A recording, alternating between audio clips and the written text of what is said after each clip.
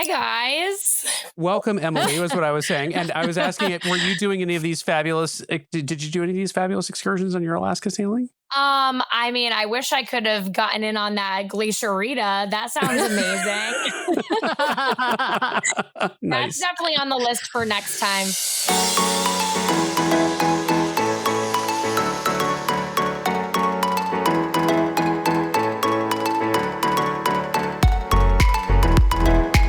Welcome back, everybody, to this week's live episode of the DCL Duo Podcast, brought to you by My Path Unwinding Travel and also our really good friends over at WDW Magazine. In fact, we have one of them joining us this evening. Let me bring her on. Stephanie, welcome. Hey, guys. Thanks for having me. Yeah, we are so excited. For all of you out there, you hear me say it every week. Head over to dcl-magazine.com to sign up for you can get the issue now in your mailbox. You can get it. But Stephanie's here. She's got the issue there. She's here to Beautiful. Provide a little color as to why, because they have some great coverage in this magazine about all things Disney Cruise Line. And so we're going to be talking to Emily Carlson here in a second from We Do Disney Right. And she's going to be talking to us about her Alaska sailing. And so we invited Stephanie on to both talk about a little bit about the magazine, but also to give us some of her picks for Alaska shore excursions. So Stephanie, you want to kick us off with a good pick for an Alaska shore excursion for all those out there watching? I do. I have a few for you, actually, because I haven't been to Alaska yet. It's on my bucket list. I know you guys are going soon, and I can't wait to see and hear everything that you have to say about that. But as you know, Disney cruises, wildly popular, and so are Alaska cruises, Disney or otherwise. But they only typically run part of the year due to weather. So that reduces the inventory, which makes them really hard to get into. It drives up prices. All of those factors mean that Disney cruises to Alaska are some of the most expensive you're going to find, right? And what we've heard from a lot of our readers is that people often opt to stay on board because they've already spent so much getting on the cruise. Wow. And I know. And I think that's such a big mistake for Alaska. I can understand if you've been to the Bahamas 100 times and you want to stay on the Disney ships. But in Alaska, you're doing yourself a disservice and Alaska a disservice. And I think that even if it means you delay your trip for a year so you could save up a little more, you really need to be prepared to spend on those excursions and truly experience Alaska. Disney's actually curated almost 200 port adventures. I was looking up today to make sure I had my numbers right. And that's an insane amount. So there are a lot of really great options. I have really studied these, and there's everything from physically demanding activities like alpine zip lining and seaplane flights to really family focus things like Lumberjack shows or scenic steam train journeys through the mountains. You can also do really cool things like cultural experiences with local artists, drumming, even traditional fishing trips. And depending on those specific sailing dates and your ports, all of those may or may not be offered on any given sailing, but you're going to have a lot of options.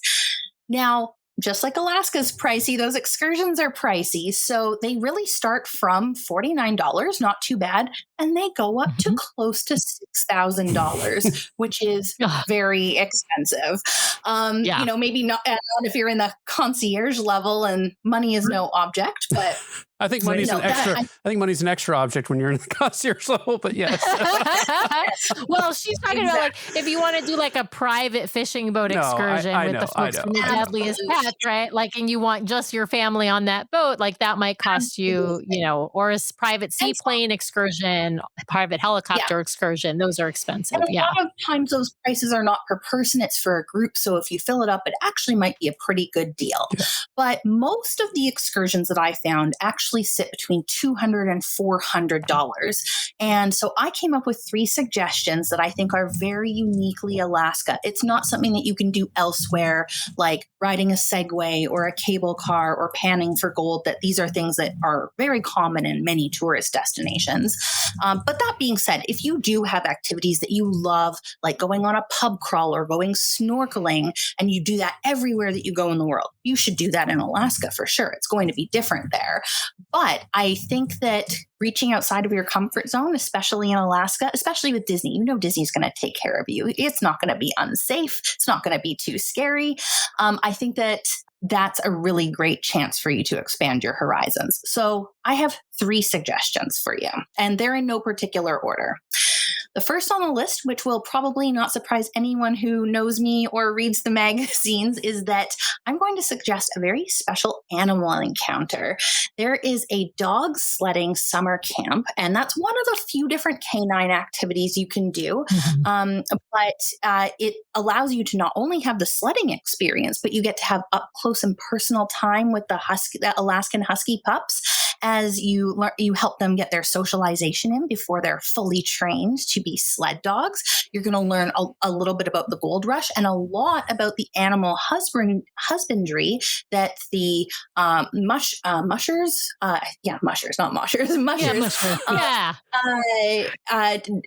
use to handle these animals and make them part of the whole Alaska experience. I love Animal Kingdom at Disney World. I love learning about how they care for the animals. So this is really up my alley.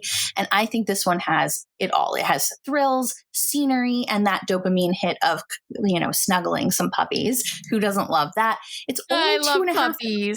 They're so cute, right? And, it's open to all ages. So I think that this is a really good one that you could take the whole family on. Actually, all of my suggestions, I believe, are okay for the whole family. So that's my first one.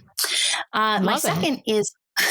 Thanks, Sam. My second is a classic in Alaska, which is whale watching. And I know you could do this in Seattle. You could do it in Vancouver. You could do it in Hawaii, lots of places around the world. But I think it really hits different in Alaska because of those glacier backdrops and beautiful mountains and that turquoise water that you're not necessarily getting in the other spots. There are a lot of different whale watching tours to choose from, but I'm going to suggest one that is called Alaska Whales and Rainforest Trails because it shows off the land and sea. It's 5 hours, so it is a big chunk of your day, but you'll have the chance to walk through the trail of a coastal temperate rainforest. And if, unlike I grew up on the Pacific Northwest, and I know you guys live in Seattle, so if you don't live in that part of the country, you haven't visited, that's a really cool type of forest to be able to see. Then you get to beachcomb a little bit along the shoreline, and then you get on a small vessel to embark on a journey to Stevens Passage, where you might see humpbacks and orcas and porpoises and seals and sea lions and eagles, all sorts of things. You're going to want your camera, you're going to want binoculars, and I think this is going to go down as one of those family memories that you talk about for years and years to come. 20 years at your kids' weddings, you're going to be talking about this time that you saw the whales on your DCL trip. I do want to say, though, that this excursion is something that you really need to be quiet on board the ship so that the marine animals will come to the surface. So if you have, maybe a fussy little one or a really chatty aunt, mom, sister, whatever, you might want to leave them on the ship if you would like to see some whales. And then my third and final suggestion is actually one that was not really on my radar. I knew about it, but I'd kind of brushed it under the rug until one of our writers actually did an article for us about it. It is in our Disney Cruise Special magazine, and her name is Trisha Dabb. She's wonderful. She writes for all of our magazines, and she did the photography for this as well.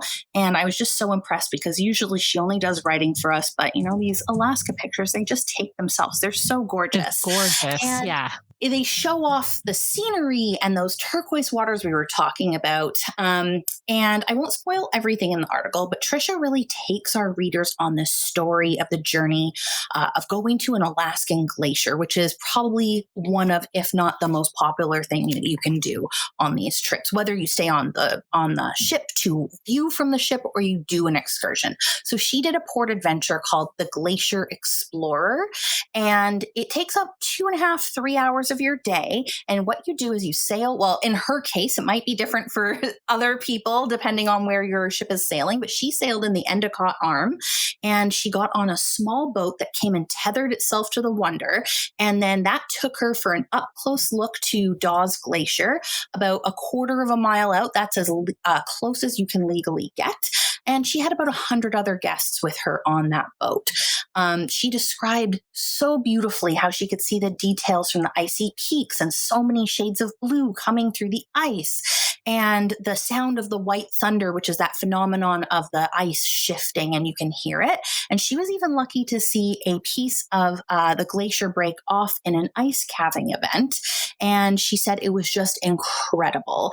On the way back, she even got to have a cocktail that was made with an actual piece of glacier ice. A Glacier-itas. It's a Glacier-itas. I can't wait to have one myself. I'm so excited. Stephanie, you're talking about this is just getting me. Yes, we're doing this excursion. Oh. We don't. So the one thing that it's all the same, I think, on every Alaska sailing on Glacier Day, except you don't know which glacier you're going to until that morning because it's based on sea conditions and it's based on the captain speaking to the folks in Alaska about where they're allowed to go and all of that. So it's which glacier you get to go and see and which sort of which inlet you're in it varies from cruising to cruising. So anyway, fantastic, Emily. I'm so excited. Yeah. And she said that on the way back, she could get these beautiful views of the Wonder because you're sailing back towards the ship. So she convinced me I have to do that when one day I get to go on an Alaskan cruise.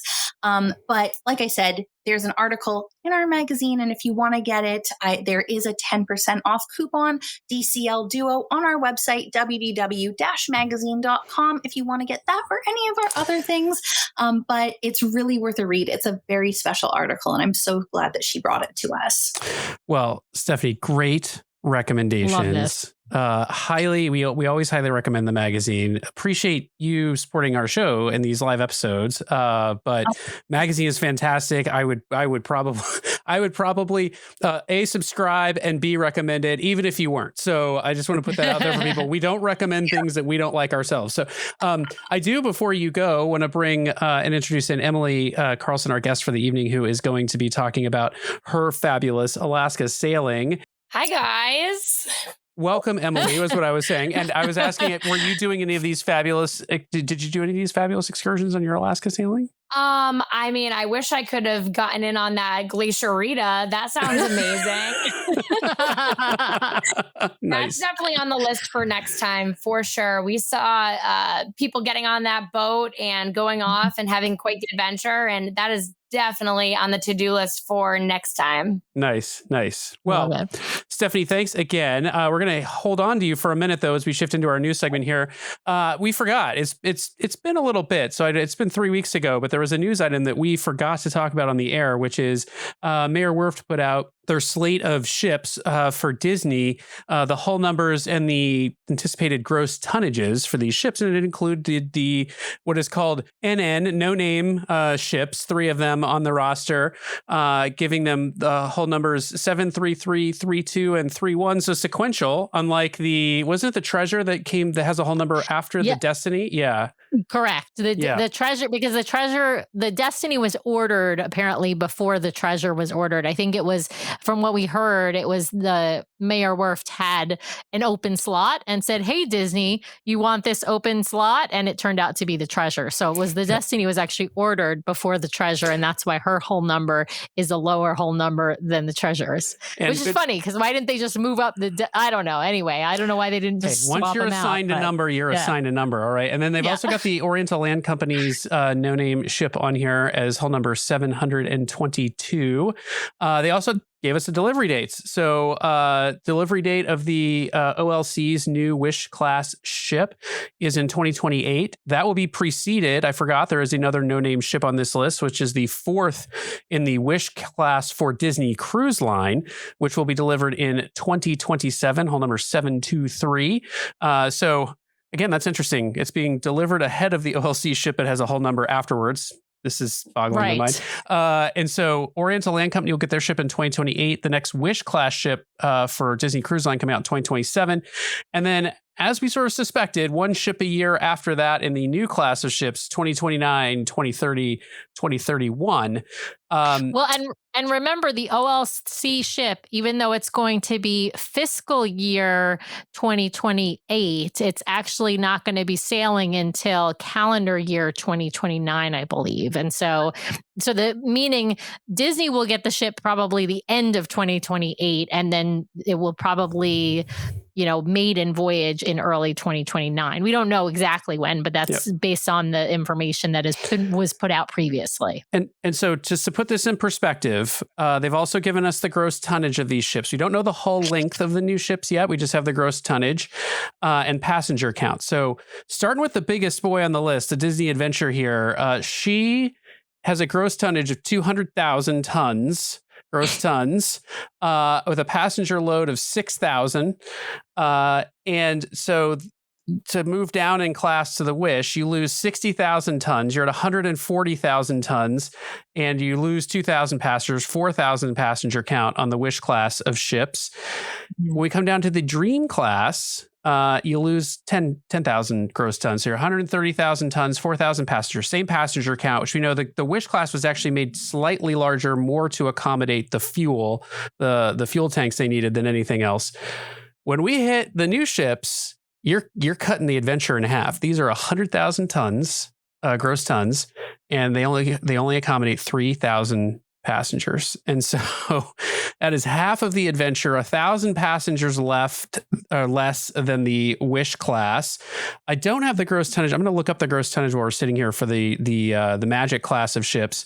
But I wanted to ask this group, that's an impressive, that's half the size of the Adventure. So these are going to be much smaller ships, a lot smaller than the Wish class, even smaller than the Dream class, right? So these are going to be small ships. Are we excited for the small ships, and what are we most excited for out of a small ship from Disney Cruise Line? I'm gonna start with you, Stephanie. I'm really hopeful that we're going to see more exciting ports. Not that the ports that we're currently going to are not exciting, but they're usually very typical ports, whether it's in the Bahamas, Alaska, the Mediterranean. And I know that a lot of the really interesting ports, if you look at something like a Norwegian cruise, Disney does go to Norway, but they don't necessarily do every single stop along the way. And I think that that's maybe interest, but also maybe the size of those ships, getting in and out of the fjords. So I'm hoping that we get some really interesting new destinations that weren't even possible before. On these ships. And just to come in with the information here, 84,000 gross tons. So you're getting 15,000 more gross tons on the ship for this class of ship over the Magic class.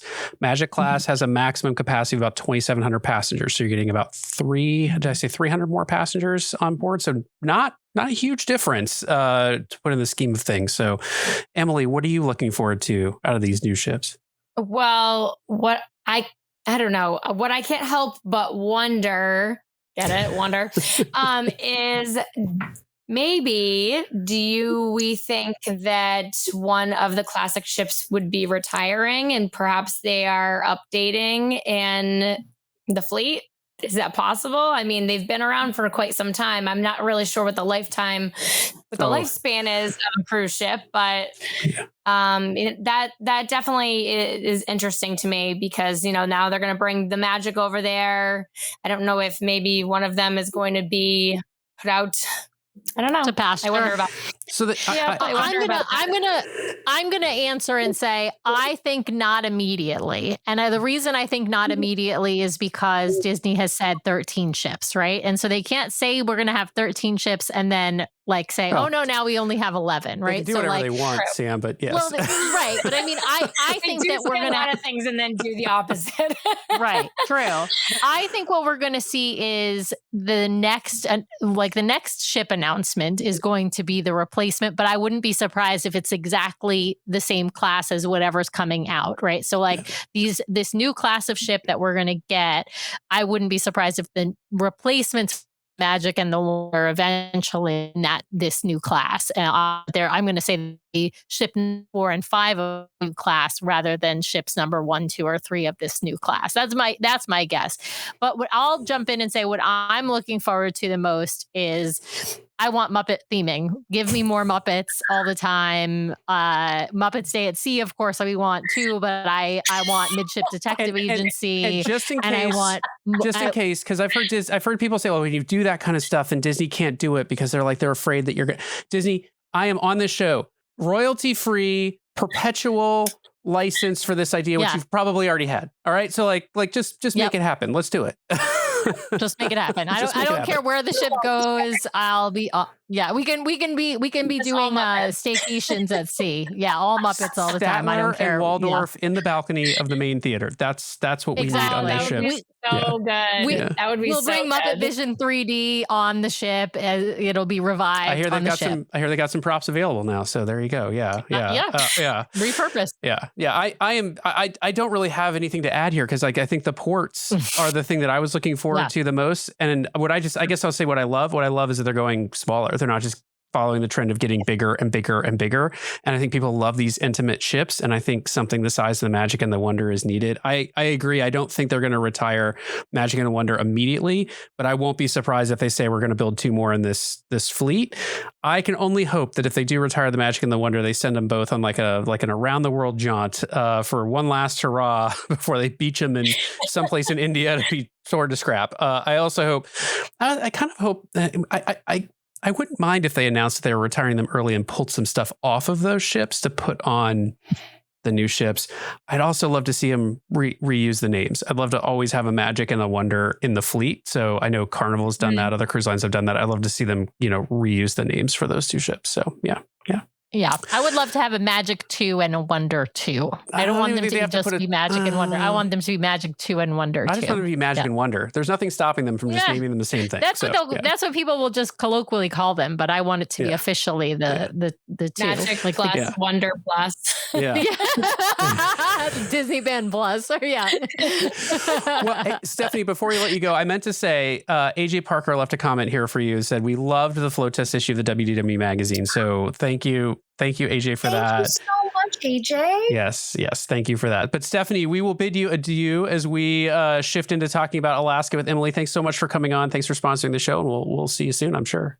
Happy to be here. Have a great night, guys. All right. See you later. Thanks, Stephanie. All right. Shift over to talking Alaska. I did want to say that some folks left in the comments. Ashley is saying she snorkeled in Alaska, and I was sort of like, I can't imagine how cold that water would have been. No, you there. Listen, the water is not that cold in the summertime, so you can find places that are warmer to snorkel in the Northwest. It is possible. It's not, but you can't be somebody who is not averse to a little bit of cooler water. Let's put it that way. Well, Emily, we're so excited that you joined us. I want to start by welcoming you back, of course, to the show. We love having you on. I love being here. I love talking all things cruise all the time. Especially this Muppet idea. I'm all on board. Yeah, this is fantastic. Right? Well, and we also have to congratulate you on your Grand Slam because you now have sailed all of the Disney ships currently in rotation, or the Big Hero 6, as we like to affectionately call it. But you've now sailed on the Wonder. So congratulations. Welcome to the club. We'll all be kicked out of the club in a few months when the adventure comes out. It's going to get really hard. Yeah. It is. It's going to get really difficult. Yeah. Well, but, and wow. It's amazing. I love that I got to experience all of the range of the Disney cruise ships, because I think it certainly gives a really great perspective of what are the things that we like about certain ships, what are its strengths, what are its weaknesses. And I love that the last one I did was the Wonder. It just felt just so special. I didn't have big expectations. I'm not a huge fan of the Magic, so I was kind of going into it like, meh, but I loved the Wonder. I loved it so much. Oh my gosh. I can't even say enough good things about the Wonder. Yeah, she's an amazing ship. That's why it honestly was only, we've said this before on the show, like it was only the Treasure that like just narrowly kind of beat her out for our favorite because there's just something so special about the Wonder. And we haven't been on her now in a couple of years, and we're super excited to get back on her in August for our Alaska sailing. I have to tell people, like, the Magic is great and she's the original, right? And so next year in Alaska, they're going to have the Magic and the Wonder to choose from. I'm still going to tell people sail on the Wonder because she's just wonderful, right? But she was the second in the class. She got a few of the, she got a little extra care and attention and fixed a few problems for him. So yeah. So the Wonder is fantastic. I think she's just an amazing ship. Now, of course, Emily, this is your first time on the Wonder. It was also your first time to Alaska. You were invited on, meaning you were hosted by Disney for this cruise. I want to put that out there because whenever somebody is hosted by Disney, they have to disclose that because obviously it's a different circumstance than paying for your own cruise.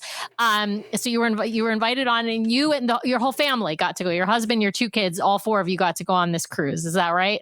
Yes. And man, I'm so glad that my family got to go because it was one of those things that was on our bucket list we really wanted to do. So when Disney contacted me, I was so thrilled that they had invited myself, but really wanted my family to go because they really wanted to showcase what an Alaskan cruise was like for a family. And it was just so wonderful. It was wonderful. Yeah, I love that. And now because you were hosted, you didn't have to really do any of your own planning, right? You didn't choose your own excursions. Like Disney chose the excursions for you to give you kind of a variety of what it looks like to be a family on an Alaskan cruise. I got to ask a question here. How was that for you? Just seating control of the entire vacation. As a travel agent yourself, I mean, like, I'm a type A, but that would horrify me. But yeah, how was it for you? I felt a little twitchy here and there, but honestly, it was kind of nice to have a little break from planning things, but also the, unsure of what was happening, not being able to pick dining time, that kind of stuff was like a little unnerving as a person who likes to plan their own vacations. But I was very grateful in what Disney selected for us to do. And I completely understood why they picked certain things to showcase. And there were things that I really enjoyed doing. There were things that I enjoyed doing that I wouldn't do again. Okay. And then there were things that not that I didn't enjoy doing, but that I probably wouldn't suggest it to people. So it was really helpful to be able to have kind of a wide range of different things that we did. Yeah. Well, that's a great way to break this down. Let's talk through that. So what did you really enjoy about this cruise? Like, what were some of those things, those highlights that you were like, this was amazing. You're going to Alaska, must do, must see. Well, I'll talk about one of the excursions that I thought was, if you don't do this excursion, you're crazy. But first, I'll just talk about Glacier Day and how do I put this in words? It was so wonderful being on such a small ship because it felt so intimate when we were on this beautiful ship and we are seeing the most beautiful scenery. And then we're looking out and on the deck and we're seeing this massive glacier and we're all kind of like in this together. So we all, even though there's, 2,000 something people, it felt so intimate and it felt so special. And I will never forget that moment when we were experiencing Glacier Day, because from beginning to end, it just seemed like we were all experiencing this fascinating, I don't know, it was like out of body experience. It was so incredible. It just reminds you how big and wonderful this world is and how small we are. And we should really go and see all of these beautiful things that this earth has to offer. Yeah. Nice. Did you get to do the boat excursion off of the ship? No, she mentioned she did not. Yes. Yeah. Oh, that's right. That's right. I'm gonna order a Glacier-itas. Yeah, absolutely. I hear there's wonderful views still from the ship. And to be fair, the Glacier excursion is one of the things that does book up early on. And so I'm not saying as a first time cruiser that you'll never be able to book it. But you got to be you're not going to be able to book it when your booking window opens. You might be able to book it if somebody drops the excursion, right? And Emily's not a first-time cruiser, but obviously she was in a circumstance where Disney was booking the excursions for her, and so she didn't have like the choice to book additional things on her own. But if you are a lower Castaway Club level, you may not have an opportunity to book this excursion, but it is one of those ones that folks really love, and it books up really fast. Talk to us about the characters on Glacier Day, because Sam is worried to some extent that she's going to miss her photo ops. So I saw Emily's post about her first line that she was on. So Emily, why don't you tell folks how long you waited in that line that morning, and what and where you had the kids and your husband do while you were waiting in line? So I think the smartest thing we did was we came up with strategy, and we tried to divide and conquer. So we, had already kind of come up with this plan, but we are also on this cruise with some other travel agents and some other influencers. So we all kind of joined together, and we said, all right, listen, we are going to divide and conquer. We're going to take turns waiting in this line, waiting in, whatever lines that there might be, so that we could have someone who's watching the kids inside, because there were points in the day where it was very, very cold, and points in the day where it was very, very hot. It was a very confusing weather day, but it was wonderful. So we kind of took turns dividing and conquering, waiting in line. The line for Mickey Mouse was, he's got to be the most popular character that you want to see, that you want to get your picture with. And I believe it was like 2.5 hours. It was pretty crazy. But again, we had a plan, and we were dividing and conquering. So I guess my best tip that I could give people is that if you do go on the one of the Alaskan cruises, pick the characters, and people are going to say to wait and go later. But I think even though, I don't know, we did wait in the morning for the characters, but I think it was better done in the morning, because you're going to lose your steam. You're going to lose that adrenaline, and you're not going to want to do it. And the worst thing will be like, oh, never mind, I don't want it. And then a couple of days go by, and you're like, darn it, I should have gotten that picture. So I think just get it done in the morning.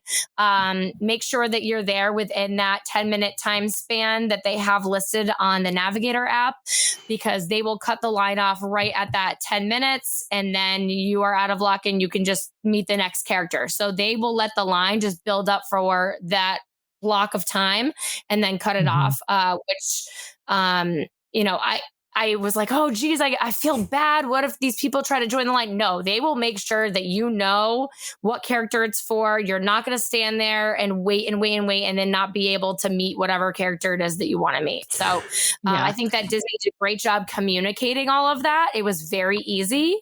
But like I said, dividing and conquering is the way to go with those characters. On a scale of 1 to 10, how cute are the outfits? That's all I need to know. That's so really the only thing.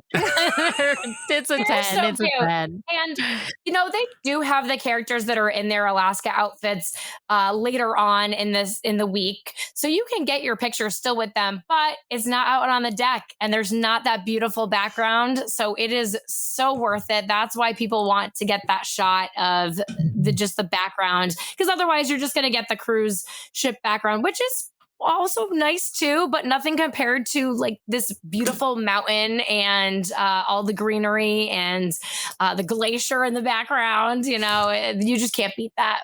Yeah. I think you've got to pick like maybe pick your top couple of characters that are the must-dos on the deck, and then maybe get those other characters that are not like your must-do, in the atrium or wherever they might be taking pictures, on the ship on later days. Because if you don't want to spend like your whole day in a line or something like that. So that might be like a good balance of things. And of course, Mickey and Minnie are probably going to be the most popular, but I will say, I do think Donald, is a big one too. There's a lot of people like Brian who are obsessed with Donald, and they'll wait 2 hours for Donald for the number one duck. I just wanted to do this. That's all I wanted. That was my number one choice. I really, really wanted Donald for myself, selfishly. Had to get Mickey because, you got to get Mickey. And then my family, we all kind of came together and decided which characters were our most important that we needed to see. Thankfully, Disney had set up for us a private meet and greet with Daisy. So we knew that one was already checked off the list. So it made it a lot easier to manage that they had organized that for us. That's nice. That's awesome. Yeah, I always like to remind Donald he's the only one with any sailing experience on board, but they make Minnie and Mickey captains. Yeah. He was in the Navy. Yeah. What else is on your list, Emily, of like must-dos? So just kind of going towards talking about some excursions. The one excursion that the one port adventure that I would say you just can't do this Alaskan cruise without doing this is the Lumberjack Show. It was phenomenal. You've just stepped right into the middle of an argument in our household, but thank you. Keep going, because I really like how you're headed here. Okay. Sam, are you against the Lumberjack Show? I'm not against the Lumberjack Show, but we don't have it booked because we have something else booked. And I don't know that we can add it on because our other excursion, I think, is too long in order. Like, we're doing bear viewing that day, right? Isn't that right, Sam? Is it bear viewing day? It's Ketchikan, yes. So it's bear viewing. Yeah. And Nathan is obsessed with bears. And so I feel like we can do a Lumberjack Show outside of Vancouver before the cruise. Not with a Disney character. I know we can't do the Disney one. I know we can't. I know. Emily, go ahead though. Tell me why I'm wrong. And so I don't know if we'll be able to switch even if we can. Show before, right? You have never done it before. Okay. Sam, you have to decide what's best for you, but let me tell you, this Lumberjack Show was awesome. It was so fun. It was so engaging. It was incredible. And what I learned about this Lumberjack Show is that Disney Cruise Line is the only cruise line that offers this particular show. And sadly, they wouldn't let us videotape any of it, but it's right up here, forever right up here. Like I said, it was just so engaging, so exciting. The kids were yelling and screaming. They were just out of their seats. I just felt so engaged in what was happening. It was so fun. It was absolutely so Disney, but also very true to the culture and the art of lumberjacking. I don't even know what you call it, but being a lumberjacking seems right. Yeah. Lumberjacking, but it was incredible what these men were capable of. And I don't know, Sam, I understand where you're coming from with the bears. I get it. You always have to do what your children want to do, right? But this Lumberjack Show, I'm telling you, it's awesome. I know. I really, I'll be honest, like I would love to do this, but I also so Nathan is also not like a show person in general, right? Yep. Like he doesn't like to sit and watch a show. And so this one might be different because it's entertaining and interactive and stuff, right? I just don't know. It's just so hard to know. Like I with might Nathan, have to just go to the Lumberjack Show by myself. I'm literally I'm on the app. I just want to show you. I just opened up the app as we're talking. And I'm just going to see, like, I don't know, would it be able to, like, would we be able to even do it? So Jeff is asking, is it Lumberjack Big Al at the show? I don't know if is that a Disney character? The Disney character is like a traditional Disney character, like a Goofy or a Donald or somebody who shows up. Not, yeah, so they have Goofy and he comes out in the beginning and he's getting ready for the Lumberjack Show. He has the kids come down. He gets them all stretched out. They're doing like a little workout. And I mean, my kids were both up there. They were so engaged. They felt like they were part of this show. And I don't know, Sam, you gotta at least promise you'll think about it. I'm looking at it. Is it the exclusive Great Alaskan Lumberjack Show? Is that what it is? Oh yeah, I don't know because there's a few different ones that are. Well, we can deal with this off here. So, I know. You're just making me. You're making me. Listen, you're making me double check my.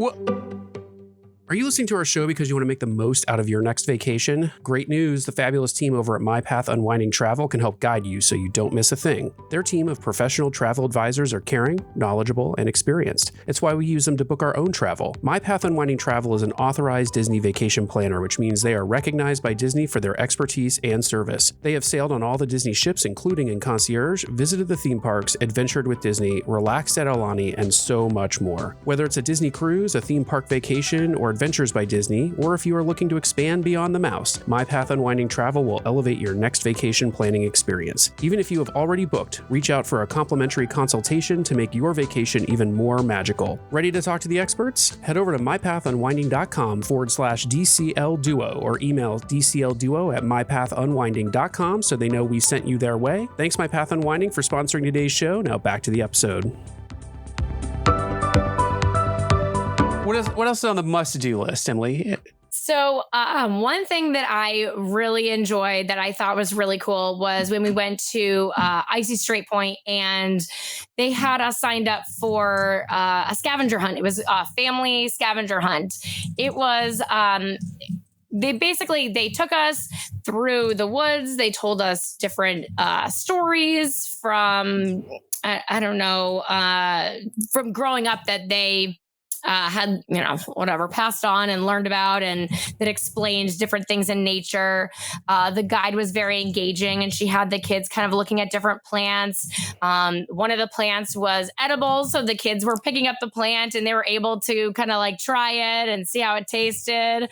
But all throughout the scavenger hunt, there were these cute little animals along the way that the kids could look and find and pick them up and put them in a little basket. And then they got to keep them as a little keepsake. So it was really cute. They got these little bald eagles and little like chipmunks or squirrels or whatever it was. And I thought that was really neat. It was really engaging. It was beautiful to kind of see the area too around Icy Strait Point. And there were parts of the trails, though, that were closed because there were some bears, I guess. So they had to close those. But my kids thought that was pretty cool that there were bears around and we were like around where bears were. And I thought that was really neat. It was a really cute family scavenger hunt. It was a good excuse to kind of slow down and take your time and just kind of go for a little walk in the woods and learn about some of the different plants and different features that were all around the scavenger hunt area. Nice. And we saw a lot of whales too as we were going through the scavenger hunt, and they were just coming out of the water, which was really cool. That's what we've heard. So we did Norway, and we were like, well, we can do Alaska, but like we live in Seattle and the scenery is probably, and somebody was like, yeah, but the difference between Norway and Alaska is Norway's got great scenery. Alaska's got all the wildlife. And so, yeah, that's amazing. We had a question in here from Jennifer Alexander, who says, hi, Emily, from Jen and Mia.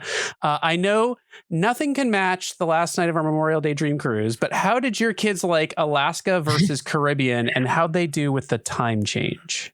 So honestly, I can't believe that my kids did so well with the time change. But we tried really hard to kind of plan accordingly.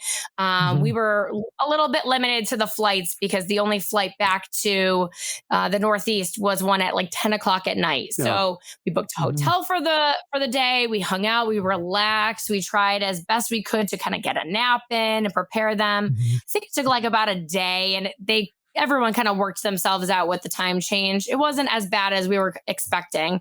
But the kids loved the Alaskan cruise. And I think that it was I think it made it more special, the fact that it's not like an easy place for us to get to. So it's not something we can just hop on a plane and then hop on a cruise ship going to the Caribbean. It was one of those like, we can't go again for a while, guys. And I think that made it more special. It was a really unique experience. We were all experiencing something for the first time together. So they really did enjoy it. But our last night on the dream was something for the books, for sure. It was magical. Emily, I'm curious what makes I like to do the ice cream sandwich of feedback. So we've got a few really great things, so let's, it's not really called an ice cream sandwich in the corporate world, but I'm not going to use the unfamily friendly term that we use. Yeah. So what are some of the ones that you said, you said two categories. One, like you're not sure you would do personally again, but it was good to experience. And then perhaps some that fell a little bit lower than that, things that you did, but you might not necessarily even recommend. Why don't I ask, like, talk us through some of those, and to be fair, it's always a personal opinion. So there's probably people out there who will be like, that was the most amazing short excursion of my life. Great. Exactly. Part of that is also like what you want to do on your vacation versus what somebody else might want to do on their vacation. So I think it's important in these moments, like tell us why, Emily, so that people can sort of make that decision for themselves. Yeah. Yeah. So I think one of the mistakes that perhaps was made when scheduling the different excursions was that Disney had booked us. And I'm so grateful that they had booked us on anything to begin with, which was so generous and so kind. But they booked us on a whale watch. And then right after the whale watch, we went to Mendenhall Glacier. So it was a very long day and we didn't get any time to kind of poke around in Juneau, which was kind of stinky. I really wish that we had been able to kind of just like walk around, explore a little bit. We were able to do that at Ketchikan, which was really nice. It's a really cute town. So we missed out big time on that opportunity to explore a little bit. So I don't know that I would have booked 2 things in one day because it really was a time suck when we really wanted to explore since we had never been before. The whale watch that we went on was fantastic. We saw so many whales. It was ridiculous how many we saw. And whatever we did, whatever it was called in Juneau, I'm not sure what it's listed as on the Navigator app, but the guide was wonderful. They were super knowledgeable, giving us tons of information. They knew exactly where to go. And like I said, we saw so many whales. The Mendenhall Glacier it was fantastic. The scenery was beautiful. But again, it really felt like it should have been 2 different days doing it. It was just a lot in one day. And by the time we were done with Mendenhall Glacier, we were cooked. Yeah. The kids were like, all right, we've been at this for 6+ hours at this point. Like what's happening now? So it was just a little bit. If you had to choose between the two for your family and knowing, the ages of your kids, I know your son Q is 11. Remind me how old your daughter is. Yep. Beckham is 8. She's 8. And Yeah. I would say we would have picked to do the whale watch, although I don't know that going back we would pick to do the whale watch since we already have done that.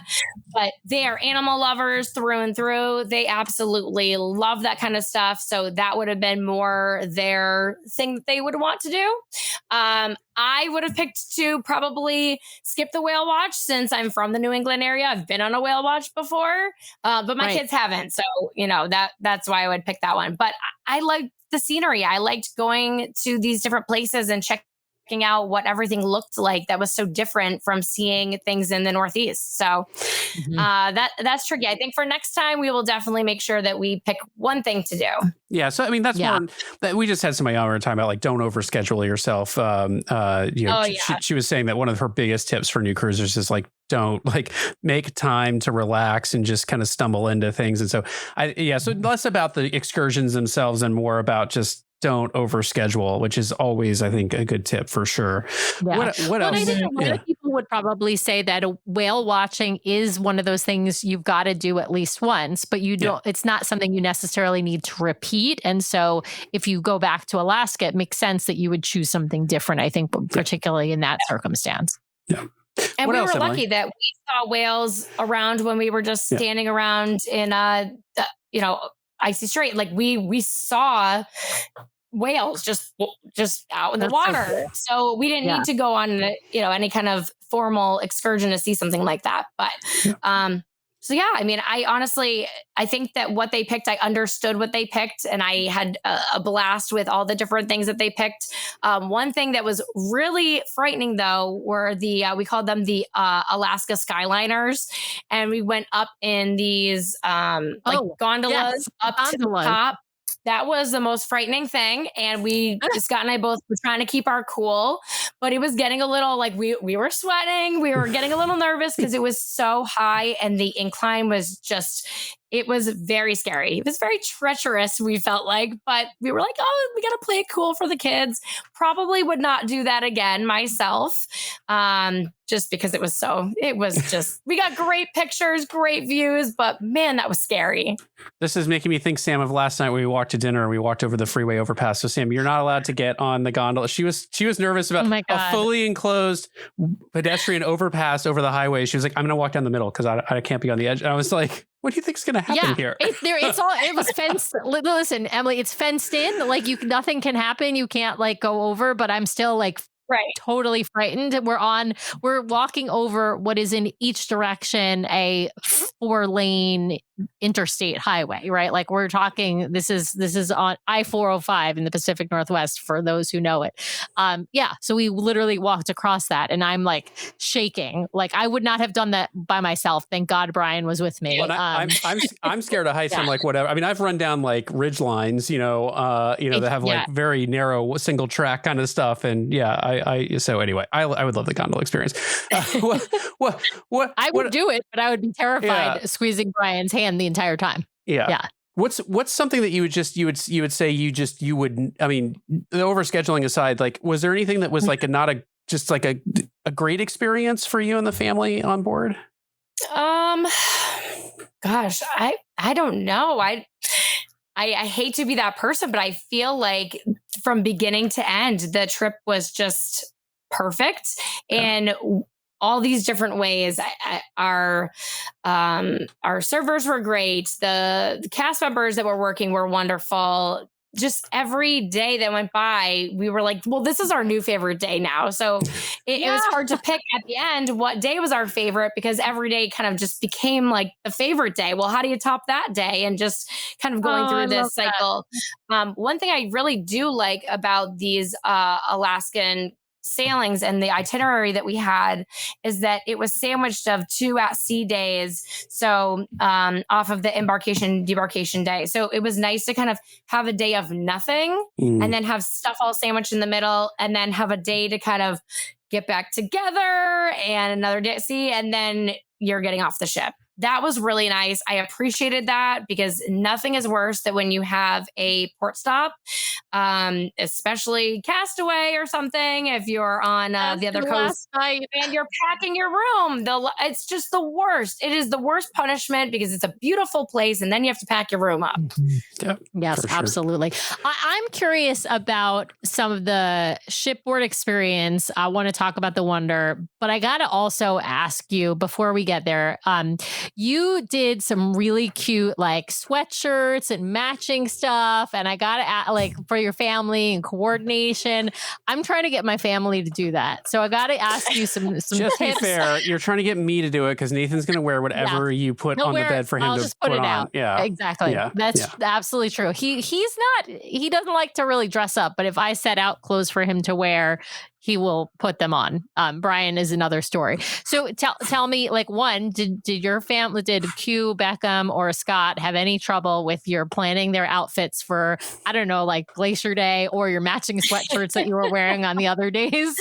And where did you get them? So, tell us. I am not the person that has their family matching in outfits for, I gave that up a long time ago.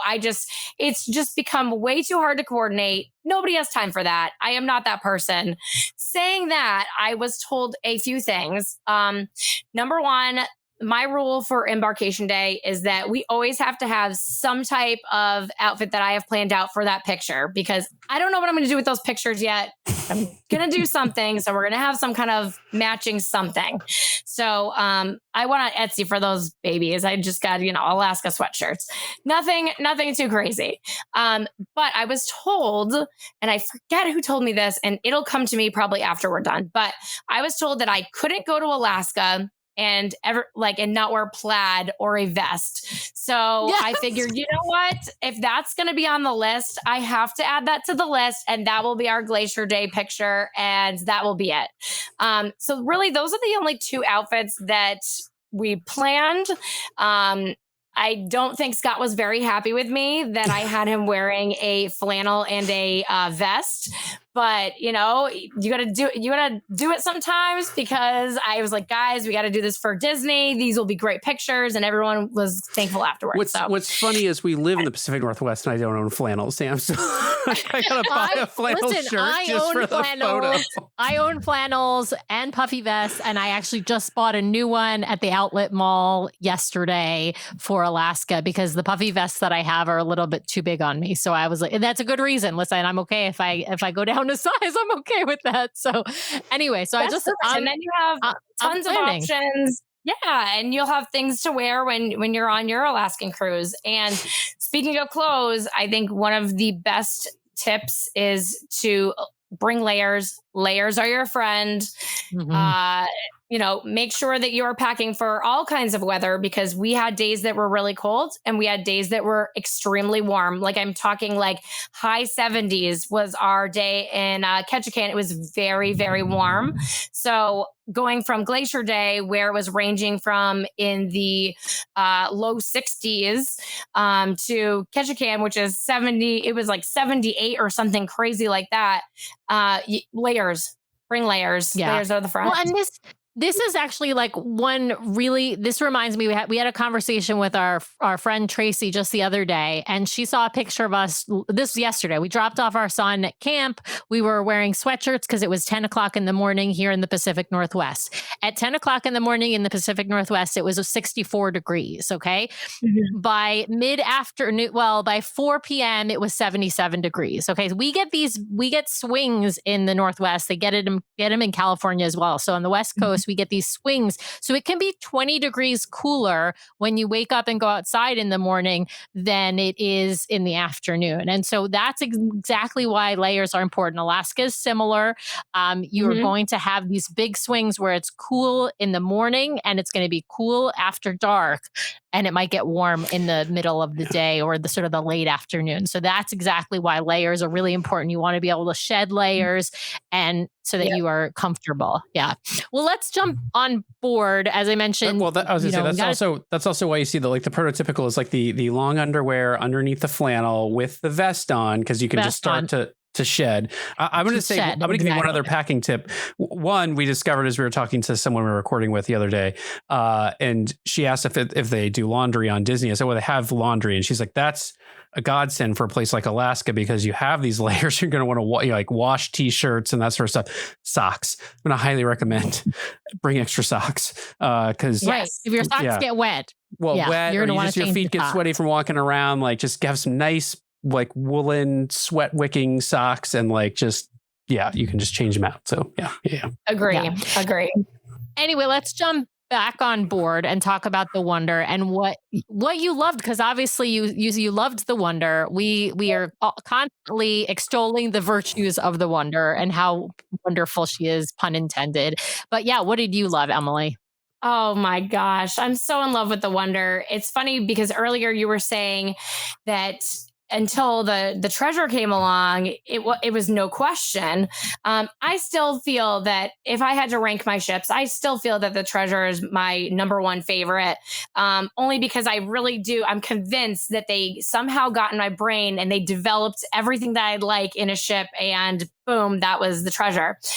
But the Wonder, that is a very close second. And I cannot even believe that I felt that way. And I feel this way about this ship. I was expecting something completely different. And I think it just surprised me in every which way. French Quarter Lounge is so awesome. It is so thoughtful. And I wish that they had that type of vibe and that type of design on the Magic. It just kind of felt like, well, this is way better compared to this. But I thought that every little space on the Wonder was so well thought out. It was very intentional and really unique too. Loved it. Yeah. I love the French Quarter Lounge. It's probably our favorite space to get a drink on the ship, other than if we're staying in concierge, which is the concierge lounge is the other favorite place. But it's honestly so wonderful. It is like you're right outside of Tiana's. So if you're going to Tiana's for dinner, it's of course perfectly convenient, but it's not a big ship. So everything is convenient on the Wonder and the Magic. But I also feel like they have they have great live music there. There's great drinks there. You can get a beignet if you want.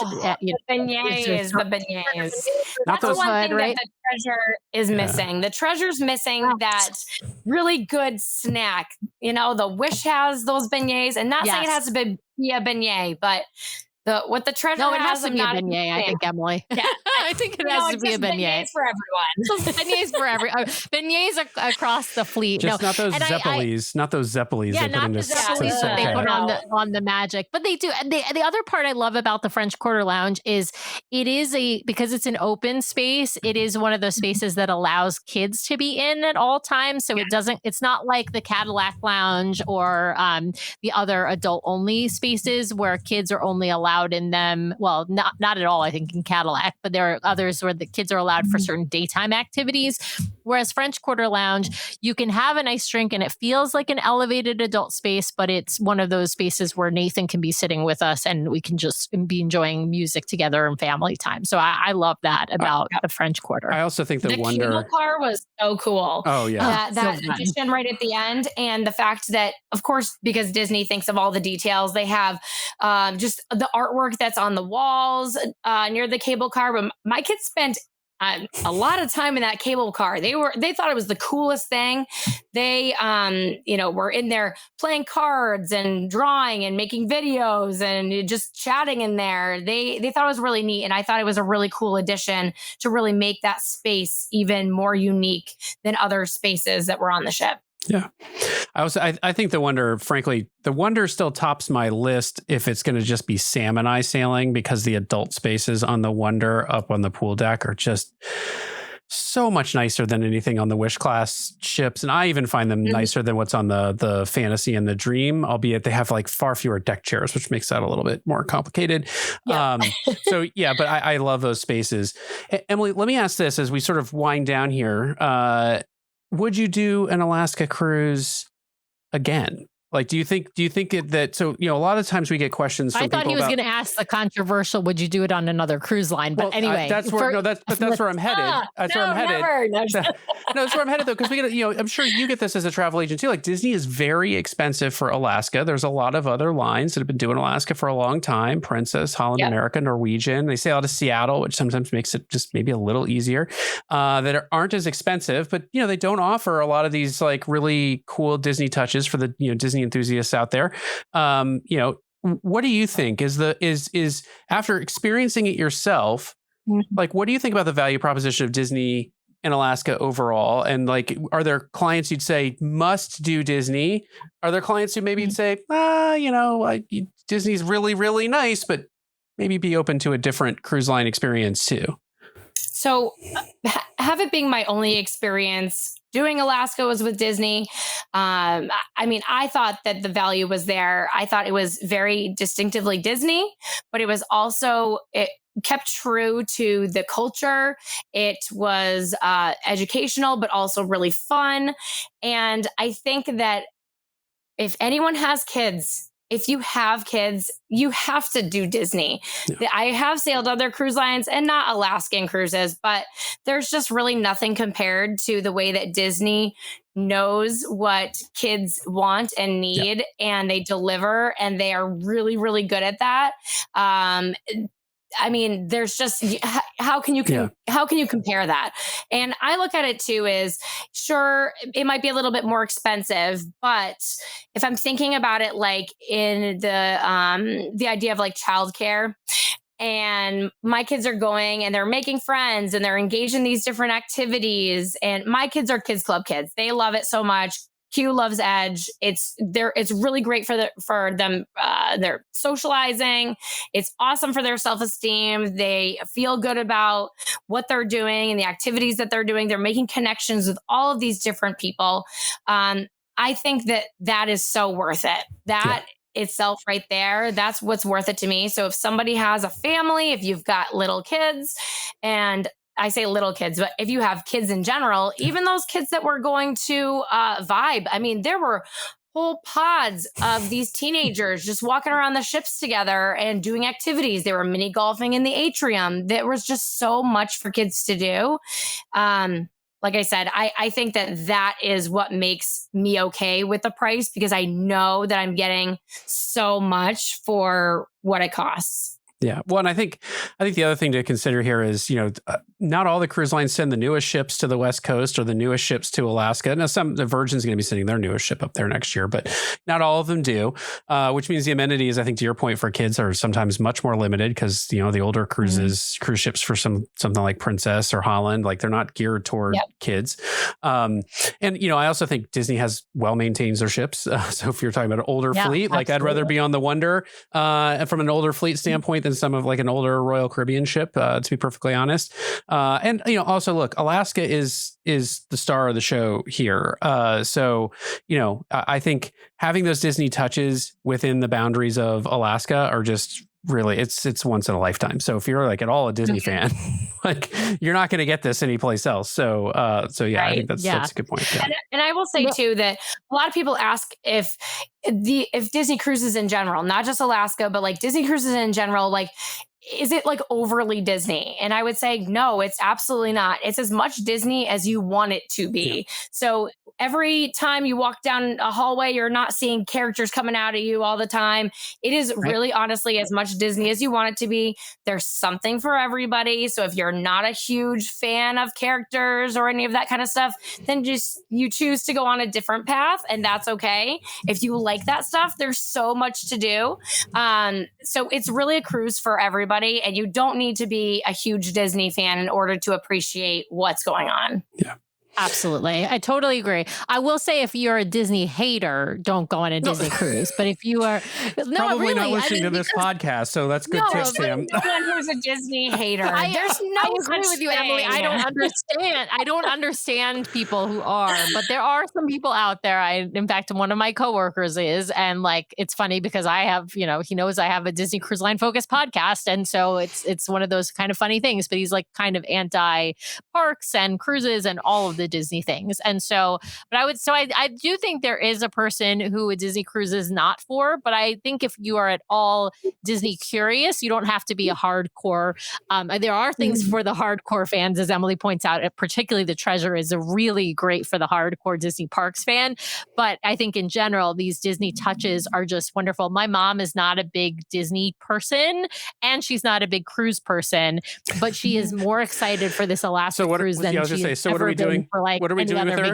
What are we doing with her? We're taking her on a Disney Alaska cruise.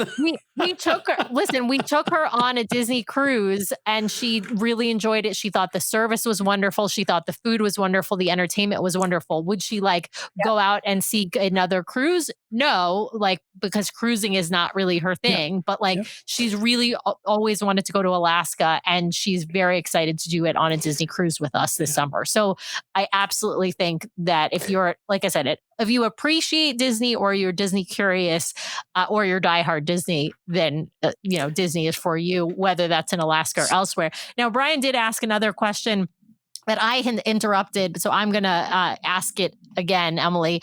Would you and your family do Alaska again on Disney? Oh my gosh, absolutely. We are already trying to scheme when we're going to do it again. I can't wait. And if you're listening right now, we need to talk about this. Yes, Scott, we need to do this. The minute we got back, we were saying, okay, when can we do this again? This was magical. It was amazing. There's so much more to do. Once you do it once, you haven't done it all. There's still so many different adventures to be had. So we will definitely go back. If not next summer, then definitely the summer after. Well, stop over in Seattle and we will take you all out to dinner here in our backyard. Oh my gosh, that would be amazing. Yeah, it would be. We will find a great spot. We actually just took someone in to dinner here not too long ago. We're meeting up with another cruise person we know to take them to dinner tomorrow night. Tomorrow night. Yeah. So yes, Emily. Scott's saying 2027, and there you go. It's writing in the comments. There you go. Let's go. Emily, let people know where they can find and follow along with you. And if they want to book a vacation with you, where they can find you as well. Sure. Well, you can find me over on Instagram at We Do Disney Right, and come visit me over there. And if you would like to visit my website, it is www.wedotravelright.com. Awesome.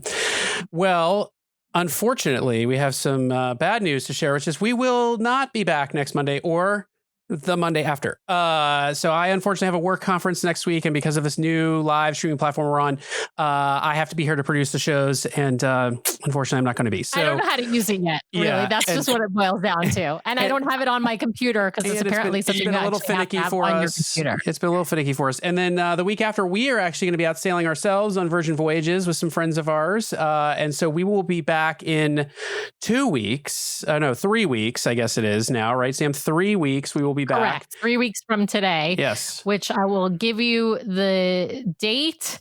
It's us. The guest 28th. Is us. The guest is us. Yes. So July 28th, we will be back on. I believe Tracy and Michael are going to join us, Brian, for that trip report. We're going to talk to you again about Virgin Voyages. And so we're going to give our trip review.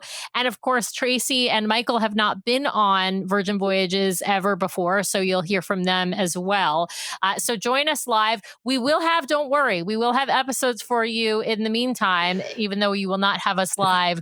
You will have extra episodes. I'm just going to preview for Monday. We got a really exciting show. We just recorded with Sherry from Cruise Tips TV. She's a massive cruise I'll call her an influencer, podcaster. YouTuber. Yeah, she's been doing it for a long time and had some great tips to share with us. Although she has not sailed Disney Cruise Line, but I think we might have convinced her. So, but come on and hear some of her tips and some of her experience. She's really fantastic. So that show will be coming out Monday in lieu of our live episode. So with that, I just want to once again thank you, Emily, for coming on and sharing your experience. It's always fun to chat with you. Thank you. Thank you all of you out there for listening, watching, sending your questions in. I'll be Sam for a minute. Remember to like, subscribe, all those great things. Head over to Apple Podcasts, hit the 5 stars. Just do everything fantastic for us. And with that, we will see you next time. Well, thanks to everyone out there for listening this week. We really, really appreciate it. Be sure to subscribe to the podcast so you can keep getting great content from us every week. In fact, twice a week we publish shows. So be sure to hit the subscribe button to get all of those great episodes. And if you want to watch us live, we have a live show now every week, Monday nights, 5:30 p.m. Pacific, 8:30 p.m. Eastern over on youtube.com/DCL Duo. So be sure to head over and check that out. If you want to help support the show, be sure to hit those 5 stars on Apple Podcasts. And if you leave us a written review, a 5-star written review, we will read it at the top of one of our main episodes. So please head over there and hit those 5 stars. Of course, you can also help support the show by supporting our fabulous show sponsor, My Path Unwinding Travel. If you want to book your next Disney vacation, head over to mypathunwinding.com/DCL Duo or email them at dclduo@mypathunwinding.com so they know we sent you their way. If you've got questions or you'd like to connect with us, the best way to do that is to head over to dclduo.com. It's got links to all of our things, full catalog of the podcast episodes, including a searchable catalog for the podcast, links off to our vlog, a link to our Etsy store where we sell some fun fan-inspired magnets, link to our Patreon if you'd like to help directly support the show each and every month. Just head over to the website or patreon.com/DCL Duo. Also has a way for you to sign up for our Substack newsletter that we're hoping to start really pumping out monthly here at least, and a few blog articles that we've written. So DCLduo.com is the best way to connect with us. You can also, of course, email us at info@DCLduo.com or reach out to us on our voicemail line at 402-413-5590. That's 402-413-5590. The DCL Duo Podcast is not affiliated with Disney Cruise Line, the Disney Company, or the Disney family of theme parks. The views expressed on the show are solely those of the individuals on the podcast and in no way reflect the views of the Disney Company or Disney Cruise Line. If you have questions about a Disney cruise or a Disney vacation, please contact the great folks over at My Path Unwinding Travel or Disney directly or your own travel agent. Thanks again for listening, and we'll see you next time for another fabulous adventure with the DCL Duo. Good night.